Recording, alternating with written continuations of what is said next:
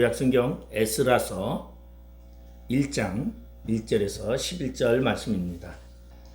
바사왕 고레스 원년에 여호와께서 에레미야의 입을 통하여 하신 말씀을 이루게 하시려고 바사왕 고레스의 마음을 감동시키심에 그가 온 나라에 공포도 하고 조소도 내려 이르되 바사왕 고레스는 말하노니 하늘의 하나님 여호와께서 세상 모든 나라를 내게 주셨고 나에게 명령하사 유다 예루살렘의 성전을 건축하라 하셨나니 이스라엘의 하나님은 참 신이시라. 너희 중에 그의 백성된 자는 다 유다 예루살렘으로 올라가서 이스라엘의 하나님 여호와의 성전을 건축하라. 그는 예루살렘에 계신 하나님이시라. 그가 남아있는 백성이 어느 곳에 머물러 살든지 그곳 사람들이 마땅히 은과 금과 그 밖의 물건과 짐승으로 도와주고 그 외에도 예루살렘에 세울 하나님의 성전을 위하여 예물을 기쁘게 드릴지니라 하였더라. 이에 유다와 베냐민 족장들과 제사장들과 레위 사람들과 그 마음이 하나님께 감동을 받고 올라가서 예루살렘에 여호와의 성전을 건축하고자 하는 자가 다 일어나니 그 사면 사람들이 은그릇과 금과 물품들과 짐승과 보물로 돕고 그 외에도 예물을 기쁘게 드렸더라. 고레스 왕이 또 여호와의 성전 그릇을 꺼내니 옛적에 느부갓네살이 예루살렘에서 옮겨다가 자기 신들의 신당에 두었던 것이라. 바사왕 고레스가 창고지기 미드르닷에게 명령하여 그 그릇들을 꺼내어 세워서 유다 총독 세스바살에게 넘겨주니 그 수는 금접시가 30개요 은접시가 1000개요 칼이 29개요 금대접이 30개요 그보다 못한 은그릇이 410개요 그 밖에 그릇이 1000개이니 금은 그릇이 모두 5400개라. 사로잡힌 자를 바벨론에서 예루살렘으로 데리고 갈 때에 세스바살이 그 그릇들을 다 가지고 갔더라. 아멘. 이스라엘 백성들이 70년 동안 바벨론에 포로 생활하는 동안에 그들이 언젠가 고국으로 돌아갈까 했던 그 꿈이 이루어지는 그러한 모습이 오늘 에스라서 1장에 나타나고 있습니다. 70년 동안 타지에서 고향을 바라보면서 갈 수도 없는 포로로 살고 있던 그들에게는 이 예루살렘으로 돌아간다라는 이 이야기는 얼마나 감격스러운 일인지 모를 것입니다. 그들이 늘상 꿈에 그리던 예루살렘, 거룩한 도시, 신이 우리를 선택했다고 인정하는 그러한 상징적인 그 도시로 돌아온다라는 것은 그들에게 있어서는 영광이요 그리고 자부심이었다라고 말할 수 있습니다. 그렇게 꿈을 안고 예루살렘으로 돌아온 그들 앞에 보이는 그 예루살렘은 과거에 찬란하고 아름다웠던 그런 도시가 아니라 폐허여 그리고 쓰레기덩이로 가득 찬 그러한 비참한 모습으로 그들의 눈앞에 보여졌습니다. 과거에 화려했던 그 예루살렘, 얼마 전 자신들이 바벨론의 도시에서 떠나 그들이 예루살렘에 왔을 때 그 바벨론의 도시와 비교할 수 없을 만큼 처참한 그러한 모습을 바라본 이스라엘 백성들은 고국으로 돌아와 그 폐허가로 되어버린 예루살렘을 보면서 가슴이 아플 수밖에 없었습니다. 오늘 그러한 포로들의 귀한 이야기인데 제1차 포로에 대한 이야기입니다. 주전에 일어나는 537년에 일어나는 이 사건은 오늘 보니까 여기에는 세스바살이라는 사람이 있습니다. 유다의 총독 세스바살에게 넘겨주니 8절에 그렇게 이야기를 합니다. 그래서 많은 사람들은 혼동이 되고 있습니다. 왜냐하면 1차 포로 귀환을 할 때에 이스라엘 백성들을 이끌고 온 사람을 스룹바벨이라 그렇게 말하고 있습니다. 이 스룹바벨이라는 이름의 뜻은 바벨론의 씨 또는 바벨론에 대한 슬픔 그렇게 표현하고 또는 바벨론의 사냥 이렇게 표현합니다. 다시 말해서 이 스룹바벨은 바벨론의 포로로 잡혀간 여호야긴의 손자입니다. 그러니까 그곳에 가서 바벨론에서 태어났기 때문에 이 바벨론의 스룹이라는 맛이 이렇게 이야기를 합니다. 그래서 학자들은 세스바살과 스룹바벨이 동일한 사람이라고 말하는 사람도 있는가 하면, 또한 다른 학자들은 세스바살과 스룹바벨은 틀리고 바로 스룹바벨의 아버지의 동생이 세스바살이다. 그래서 세스바살은 나이가 많았고, 그리고 조카인 스룹바벨이 백성들을 이끌고 왕족인 이끌고 돌아왔다고 그렇게 전하는 학자들도 있습니다. 저는 후자를 더 좋아합니다. 어쨌든 간에 그들의 부모님들이 이 스룹바벨이 바벨론에서 태어날 때 그래도 조국의 모습을 꿈꾸면서 스룹바벨이라고 이름을 주어졌습니다. 예루살렘이 완전히 멸망했던 주전 586년에부터 이제 세월이 흘러서 주전 539년이 되었습니다. 드디어 예레미야라는 선지자가 예언했던 그 예언이 현실로 드러나는 사건입니다. 아마 이 사건은 엄청난 사건이었겠지요. 과거 아수르가 멸망하고 아수르를 바벨론이 공격해서 바벨론이 아수르를 점령한 이후에 바벨론이 온 세계를 점령할 것만 같았던, 도저히 그 누구도 바벨론을 침몰시키지 못할 것 같았던 그 사건이 바로 새로운 강자 페르시아라는 그러한 나라, 아주 그 나라는 큰 나라도 아닙니다. 파사라는 아주 조그만 나라, 메대라는 나라는 큰 나라지만 파사라는 나라는 아주 작은 나라인데, 이 작은 나라 파사국의 왕인 고레스 2세가 바벨론을 점령하고, 그리고서는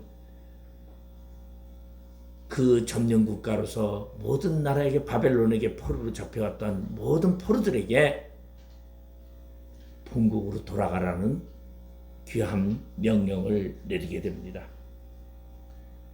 이 고레스 왕은 얼마나 뛰어난 사람이었나 하면은, 이 고레스 왕은 좀 젊었습니다.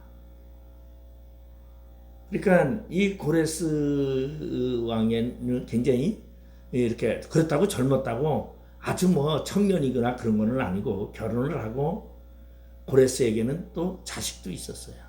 캄비세스라는 자식이 있었고, 그리고 아들을 둘을 두었기 때문에. 그런데 이 고레스는 굉장히 영리한 사람이었습니다. 고레스의 부인은 메대의 공주였고, 고레스의 어머니는 메대의 공주였습니다. 그러니까 메대 왕가와 이 파사 왕가는 어떤 관계였냐면 사돈지간이었어요. 그러니까 이 파사국이라는 나라는 생긴 지가 오래되지 않았습니다. 왜냐하면 고레스 2세가 이제 3대째니까 자기 할아버지가 나라를 건립하고 아버지가 통치하고, 그리고 이 고레스가 통치를 했으니까, 그래서 초창기에 나라를 세운 사람을 고레스 1세라 그래요. 그리고 아버지, 그 다음에 고레스 2세, 이렇게 이제 이야기를 합니다. 근데 그는 메대국과 친밀한 그런 관계 속에서 메대국에서 친송을 받는 그러한 사람이었고, 그리고 또 그는 다니엘이라는 바벨론의 총리격에 등장하는 이 다니엘을 아주 한대했던 사람입니다.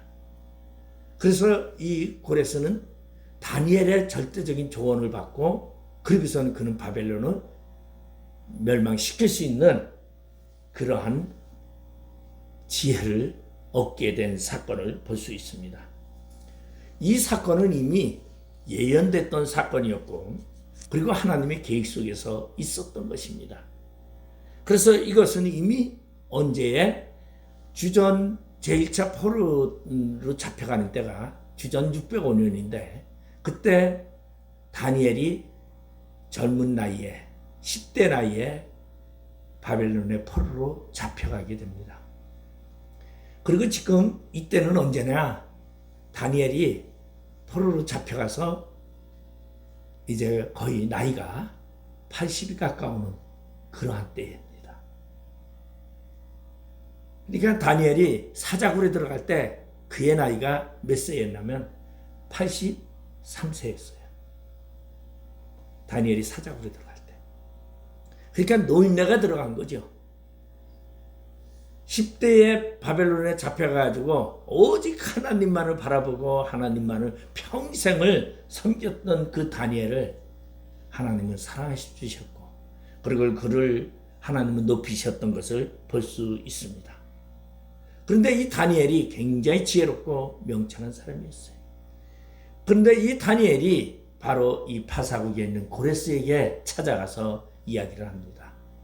우리 이스라엘의 하나님 여호와가 당신이 이 세계를 지배하게끔 당신에게 허락합니다. 그 대신 당신은 당신이 왕이 되거든 세계를 통일하거든 이스라엘 백성들을 본국으로 돌려보내 주십시오. 그러자 이 고레스는 다니엘에게 뭐라고 말합니까? 그래 만약에 너희 하나님 신이 그렇게 한다면 나는 그렇게 하겠다고 약속을 합니다. 왜냐하면 오늘 본문에도 에스라 1장 3절에 보면 이스라엘의 하나님은 참 신이시라. 지금 고레스가 그렇게 표현하고 있어요. 그러니까 고레스는 하나님 여호와 하나님을 아주 참 신으로 알고 있었고 그 신의 명령을 절대적으로 받아들였고 그리고 이스라엘 사람들을 정국을 바벨론을 무너뜨리고서 그들에게 본국으로 돌아가게끔 합니다. 이러한 사건 속에는 절대적인 다니엘의 역할이 있었고 다니엘의 노력과 다니엘의 하나님의 말씀의 증거가 이러한 일을 만들게 된 거죠. 그래서 이 바벨론이 멸망한 뒤에 2년 뒤에 주전 537년에 결국은 페르시아에 있던 이스라엘 백성들은 이제 그들이 본국으로 돌아가고자 합니다. 물론 다니엘은 돌아오지 않습니다. 그 바벨론에서 돈을 좀 버는 그런 사람들은 바벨론에 살고 그리고 돌아오는 자들은 약 5만 명이라고 그렇게 성경은 말해주고 있어요. 1장에 보면은 그 숫자가 나와 있는데 2장에 나와 있어요. 2장에 보면은 뭐라고 나와 있냐면은 온 해중의 합계가 42,360명이요. 그 외에 남종과 여종이 7,337명이요. 그러니까 약 5만 명이 되는 사람들이 이제 제1차 포로로다가 스룹바벨을 기준으로 해서 스룹바벨이 총독이 되어서 예루살렘으로 돌아오는 그러한 사건입니다. 아마 돌아오는 사람들은 굉장히 꿈을 가지고 돌아왔을 것입니다. 왜? 바벨론에서 참 힘들게 살았어요.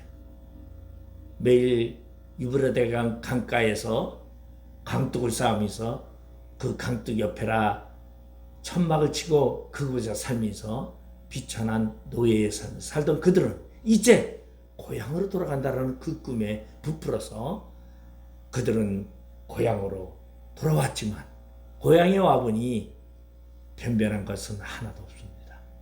온 폐허뿐이고 그리고 모든 세계가 아름답다고 하는 그 예루살렘이 흔적도 없이 사라지고 돌무더기가 되어 있는 그것을 바라보는 그들은 좌절과 그런 충격 속에 빠져 있지만 그들은 스룹바벨을 기준으로 해서 우리가 하면 된다라는 역사의 시작을 만들기 시작합니다. 그래서 그들은 돌아왔던 그들이 돌아왔을 때는 지금으로 말하면은 말 그대로 이제 1년으로 말하면 가을쯤 돌아온 거죠. 우리나라로 말하면.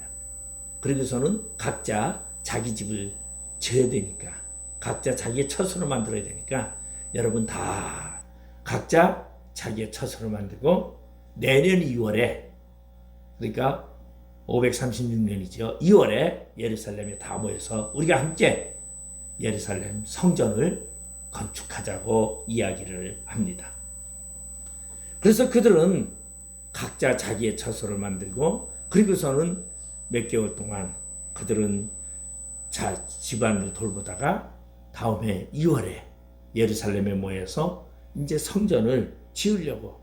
그러면 성전을 그냥 지을 수는 없잖아요. 성전에 있던 자리에 폐해졌던 돌무더기를 다 치우고, 아마 치우는 것이 거의 공사하는 거랑 맞먹는 것 같아요.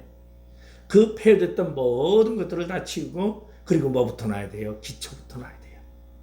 기초부터 놓는데, 그들이 성전을 짓는다고 하는 그러한 때에 그 지역의 예루살렘 주변에는 누가 살고 있었느냐? 사마리아인들이 살고 있었습니다. 이 사마리아인들은 누구나 하면은 주전 722년에 북이스라엘이 멸망할 때에 아수리아 군대가 쳐들어와서 북이스라엘에 있는 모든 이스라엘 백성들을 다 잡아가지고 북쪽으로 데리고 가서 북쪽으로 이주시키고, 북쪽에 있던 사람들을 이 남쪽으로 이주시켜서 사마리아에 살게 했어요. 사마리아는 북이스라엘의 수도였습니다. 그러다 보니까 북이스라엘의 수도에 살고 있던 이 사람들은 이스라엘 혈통이 아니라 다른 이방 민족들이, 북쪽에 살고 있던 이방 민족들이 남쪽에 내려와서 그들이 그곳에 살다 보니까 그곳에 뭐가 있어요? 자신들의 신과, 그리고 내려와 보니 그 지역에는 예루살렘 주변에 여호와 신을 섬기는 그러한 신의 존재성을 알게 되고서 그들이 이제 이 지역에 오니까 여호와 신을 섬기는 거죠. 사마리아 사람들도. 그러면서 섬기는 방식이 어떠한 방식으로? 자신들이 과거에 자신들이 섬겼던 그 신의 방법으로 섬기는 것을 볼 수 있습니다. 우리는 그러한 예를 우리는 볼 수 있는 것이 사사기서에 보면 입다라는 사람이 나옵니다. 입다라는 사사가 있다가 원래 집안에서 쫓겨난 사람이에요. 집에서 쫓겨나가지고, 그래서 이제 어디에 가서 나면 암몬 족속들이 있는 그 고향에 가서 살면서 거기서 뭐가 됐느냐? 깡패가 됩니다. 아주 그냥 맷집이 좋았는지 깡패 두목이 돼가지고 깡패를 거느리면서 사는데, 이스라엘 백성들이, 이스라엘 장로들이 와서 이스라엘에 어려움이 있으니까 입다에게 찾아와서 부탁을 합니다. 입다, 우리 왕이 되어 주셔서 우리를 괴롭히는 저 적군들을 다 물리쳐 주십시오. 왜? 깡패 출신이니까 깡패를 거느리는 그 지도력이라 할까요? 그 와일드한 그게 있으니까 아마 전쟁에서는 최고겠다 생각을 해서 그렇게 하죠. 그리고 약속을 하게 되고서 그가 전쟁을 할 때에 하나님께 그렇게 기도를 합니다. 하나님, 내가 저 적군들을 다 물리치고 말 그대로 할례 받지 못한 저 이방인들을 다 물리치고 내가 이스라엘의 왕이 되게 해주십시오. 만약에 하나님께서 그렇게 해주신다면 내가 내 집에 있는 부인이든지 딸이든지 하나님께 바치겠습니다. 이거는 암몬의 제사법이에요. 암몬은 몰렉신이라는 신이 있는데 그 신상에 자식들을 갖다가 생체로 갖다 바치는 것이 제사법이에요. 근데 하나님은 뭐라 그랬어요? 절대 너희 자녀들을 드리지 말아라. 하나님은 인육제사를 원하지 않아요. 근데 이방의 신들은 그걸 좋아하지요. 그러다 보니까 우리 신앙인들도 가장 좋은 게 뭐죠? 자식 바치는 게 최고 좋은 신앙이라고 생각을 해요. 그래서 과거에 보면 우리 부모님들도 자식 중에서 똘똘한 자식을 하나님의 종으로 만들겠습니다. 그렇게 이야기를 하죠. 그 습관이라는 게 무서운 거예요. 근데 하나님이 그걸 모르고 했을 때는 하나님이 모르니까 하나님이 봐주지만 알면서 그러면 하나님은 그걸 용납하지 않는다라는 것을 말해주고 있어요. 바로 고레스가 바벨론을 멸망시키지만 이때에 바벨론에 끌려왔던 많은 유다 백성들을 돌아가게 합니다. 이것은 언제 에레미야 29장 10절에서 14절에 이미 예언했던 이야기입니다. 거기 보면은 여호와께서 이와 같이 말씀하시느니라. 바벨론에서 70년이 차면 내가 너희를 돌보고 나의 선한 말을 너희에게 성취하여 너희를 이곳으로 돌아오게 하리라. 여호와의 말씀이니라. 너희를 향한 나의 생각을 내가 아나니 평안이요 재앙이 아니니라. 너희에게 미래와 희망을 주는 것이니라. 너희가 내게 부르짖으며 내게 와서 기도하면 내가 너희들의 기도를 들을 것이요 너희가 온 마음으로 나를 구하면 나를 찾을 것이요 나를 만나리라. 이것은 여호와의 말씀이니라. 나는 너희들을 만날 것이며 너희를 포로된 중에서 다시 돌아오게 하되 내가 쫓아 보내었던 나라들과 모든 곳에서 모아 사로잡혀 떠났던 그곳으로 돌아오게 하리라. 이것은 여호와의 말씀이니라. 이미 예레미야를 통해서 29장에 예언했던 얘기입니다. 우리 예레미야라는 선지자는 어떠한 선지자예요? 이스라엘이 유다가 멸망할 때에 그때에 있던 선지자예요. 그러니까 유다가 멸망하기 전에 이미 하나님은 이스라엘 백성들을 바벨론에 포로 잡혀가지만 내가 70년이 차면 너희들을 다시 돌아오게 하리라 예언을 했어요. 그럼 왜 이스라엘 백성들을 바벨론에 포로로 잡혀가게 했어요? 하나님을 알게 하기 위하여, 하나님이 하나님의 존재성을 깨닫게 하기 위해서 그랬더라는 것입니다. 그런 이스라엘 백성들이 돌아올 때에 그들의 생각은 무엇이었습니까? 그래, 우리 하나님은 절대적인 하나님이야. 우리 하나님은 헌맹세하지 않는 하나님이야. 우리 하나님은 절대적으로 우리를 돌보시며 우리를 선택하시는 하나님. 그러니까 그들은 고향으로 돌아왔을 때 가장 먼저 하고자 했던 것이 바로 성전을 건축하는 것이었습니다. 그래서 오늘 본문 2절에 보면 바사왕 고레스는 말하노니 하늘의 하나님 여호와께서 세상 모든 나라를 내게 주셨고 나에게 명령하사 유다 예루살렘의 성전을 건축하라 하셨나니. 오늘 엄청난 사건입니다. 고레스라는 페르시아의 왕이 유다 백성들을 유다 지도자를 마놓고 이야기합니다. 하늘의 하나님 여호와께서, 이 여호와는 이스라엘의 하나님이야.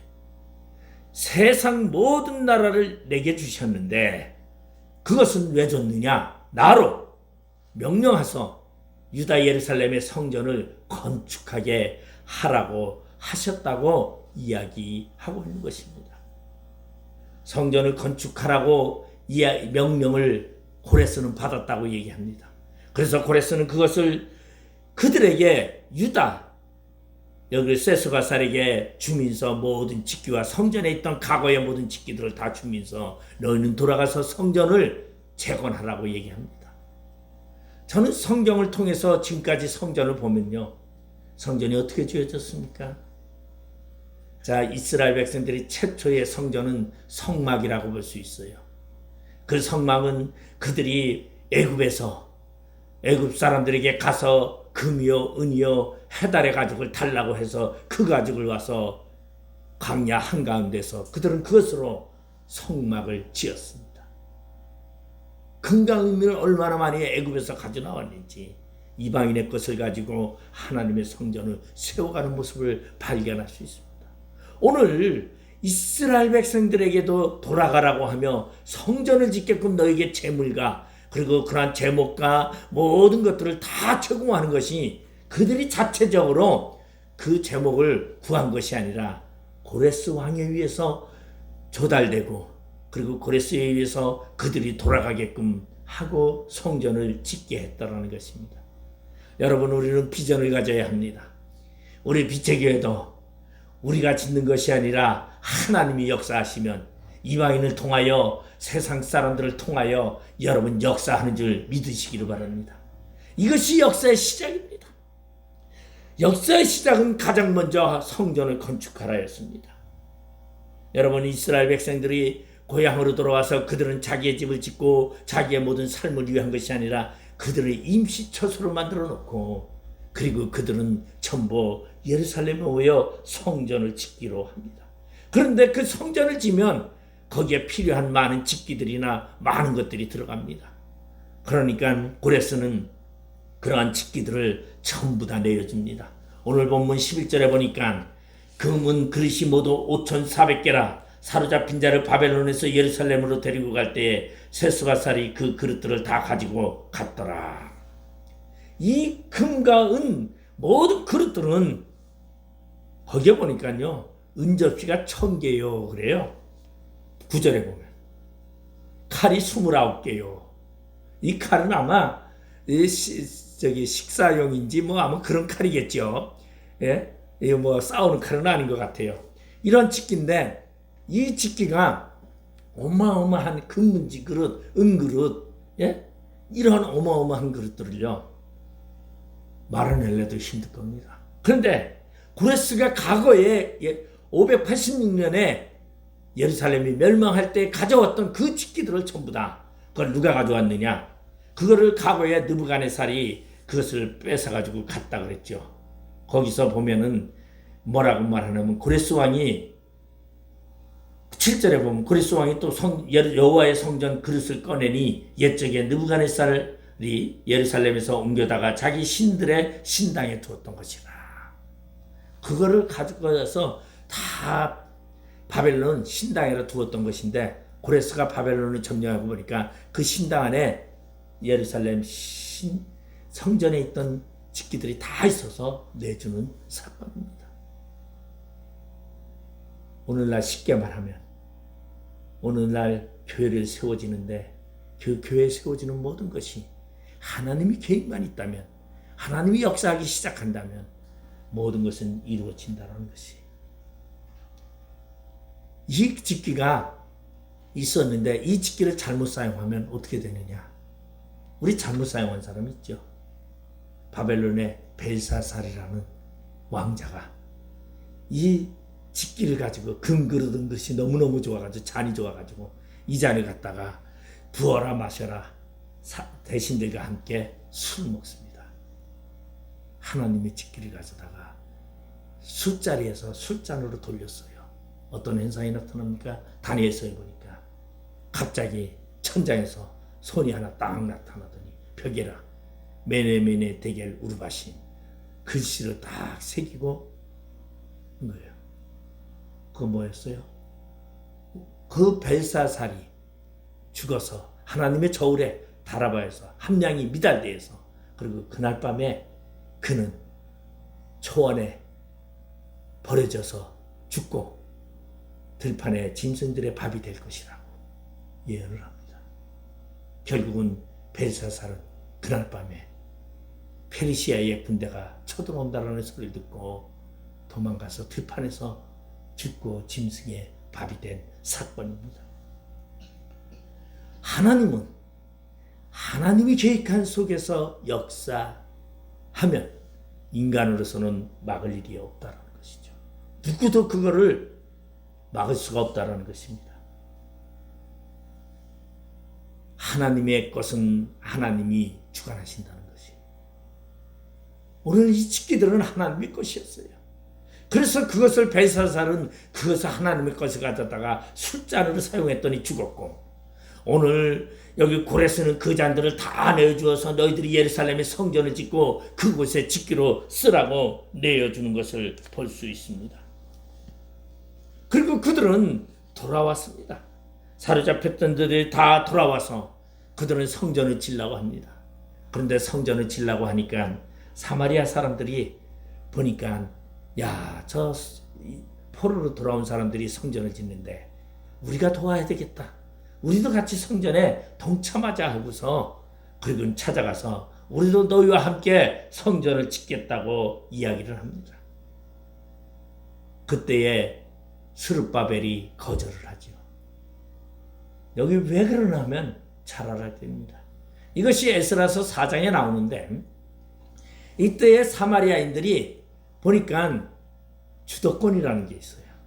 지금 사마리아인들이 다 장악하고 지금 이 지역을 살고 있는데 갑자기 누가 오냐면 바벨론에 포로로 있던 사람들이 지금 5만 명이 와가지고는 자기의 지역이라고 예루살렘에 성전을 짓고 살려고 하니까 사마리아 사람들도 예루살렘의 성전을 같이 지면은 같이 공유하면서 살 수 있고 주도권을 가질 수 있는 것입니다. 오늘날 우리 정치 세계를 봐도 주도권 싸움이 얼마나 많은지 말할 수 없습니다. 우리 아니면 교회 세계를 봐도 주도권에 대한 영향력이 굉장히 강합니다. 그래서 사마리아 사람들이 그렇게 얘기를 하는데 이들이 걱정했던 것은 스룹바벨과 유다의 지도들이 이스라엘 백성들이 걱정했던 것은 뭐냐면 그들의 혼합된 종교, 오직 하나님만을 믿으라고 하는 여호와 단일신, 여호와 율신만을 믿는 이스라엘 백성들에게는 그들과 함께 생활했다가는 사마리아의 혼합신이 혼재돼서 하나님의 믿는 믿음의 순수성이 없어지게 된다는 것이죠. 여기서 가장 중요한 것은 뭡니까? 우리가 하나님의 계획 속에서 하나님의 일을 할 때, 여기 하나님의 성전을 세워갈 때에 가장 중요한 것은 순수성입니다.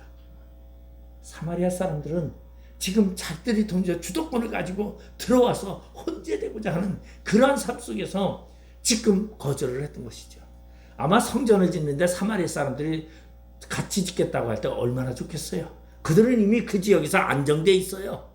그리고 그들을 데려다가 공사를 한다면요, 그들이 많은 재물적으로 재정적으로 도움이 될 겁니다. 그런데 거절했던 것은 바로 순수성입니다. 왜? 하나님만이 참신이기 때문입니다. 오늘 본문 3절에 보니까 이스라엘의 하나님은 참신이시니라. 너희 중에 그의 백성된 자는 다 예루살렘으로 올라가서 이스라엘의 하나님 여호와의 성전을 건축하라. 그는 예루살렘에 계신 하나님이시라.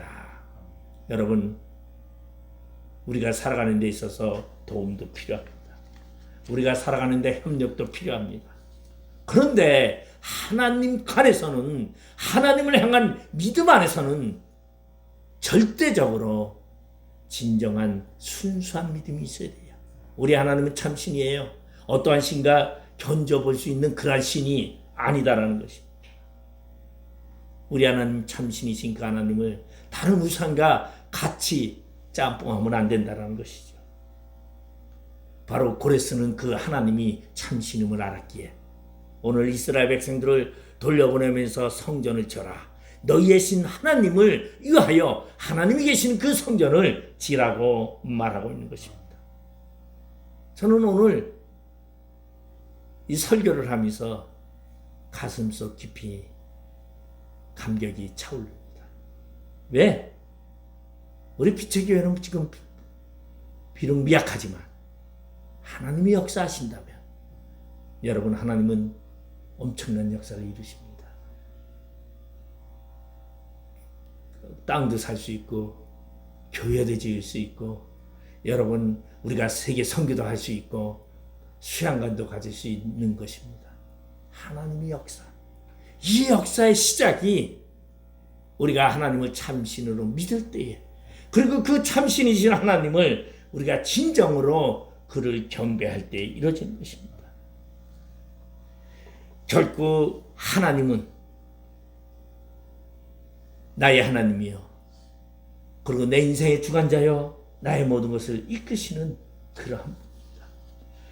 오늘 이스라엘 백성들이 바벨론의 포로로 잡혀가서 70년이 살 때까지는 그들은 어떠한 삶을 살았습니까? 가장 비참한 삶이었습니다. 포로의 삶이었습니다. 포로의 삶. 하나님의 계획에 의해서 포로로 잡혀가 그저 유브라테스 강가에서 그들은 천막을 치고 임시적으로 살아가면서 그곳에서, 그리고 하나님도 명령하기는 그곳에 적응하라. 그리고 그 정부에 따라라. 그 통치에 순종하라. 그러면서 살았어요. 70년을 그렇게 살았어요.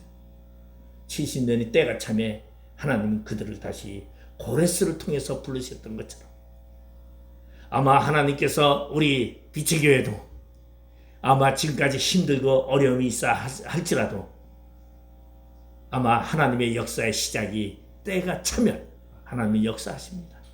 여러분, 그 역사의 시작이 이제 여러분 열리는 줄 믿으시기를 바랍니다. 여러분, 하나님의 주권적인 섭리는 매우 놀랍습니다. 하나님이 이미 다 준비해 놓으시고 하나님이 모든 것을 다 해 놓으시고 하나님이 역사하신다는 거죠. 여러분, 두려워하지 마십시오. 내가 없는데, 내가 물질이 없고 내가 모든 것이 부족한데, 내가 나이도 많은데, 아니요, 괜찮아요. 하나님이 역사하시면 사람도 모아다 주시고 물질도 채워다 주시고 하나님이 역사하시면 모든 자들이 돕게 합니다. 그런데 그 중에 가장 중요한 것이 사마리아 사람 혼재된 종교관이 들어오면 안 된다는 것이죠. 여러분, 혼재된 종교관을 우리는 버리고 날마다 주 안에서 순수한 참신이신 하나님을 믿으며 달려갈 길을 다가는 우리 모두가 되시기를 주님의 이름으로 축원드리겠습니다. 기도하시겠습니다. 아버지 하나님, 은혜를 감사드립니다. 저희들 연약합니다. 부족합니다. 나약합니다. 그러나 주님께서는 참신이시며 우리들의 모든 것을 주관하시는 줄 믿사오니 주여 역사하여 주시옵고 이 빛의 교회의 역사가 시작되게 하여 주시옵소서. 모든 것 주님께 의지하오며 예수님의 이름으로 기도드리옵나이다. 아멘.